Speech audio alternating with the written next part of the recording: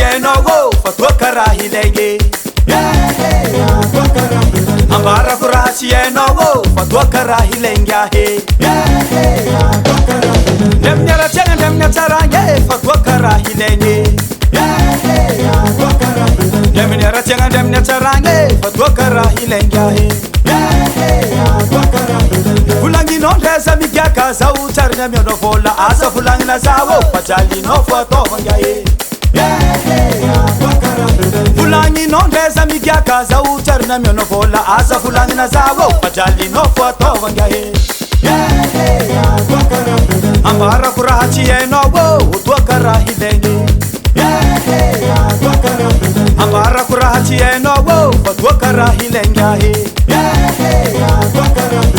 Resope echi sulfati tuakani no fuande sangae fazamande ni nakaye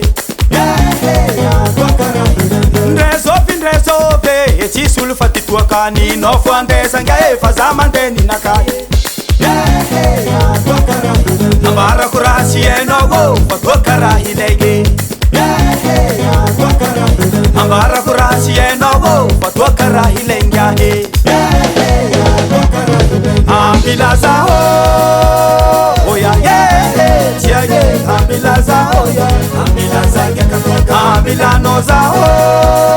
oya yeah chiage ambilaza oya ambilaza gekatoka Zamba ya nyami norumulaka ambilaza gekatoka Zamba ya nyami norumulaka ambilaza gekatoka Migaka za hufulangi nogo ambilaza gekatoka Migaka za hufulangi nogo ambilaza gekatoka Simigaka za tonola ni bola ambilaza gekatoka Simigaka za tonola ni bola ambilaza gekatoka Zasimtet kamarambo masuno ambilaza gekatoka Zasimtet kamarambo masuno ambilaza gekatoka Anom ni pizza metilatsake ambilaza gekatoka Anom ni pizza metilatsake ambilaza gekatoka Ambilaza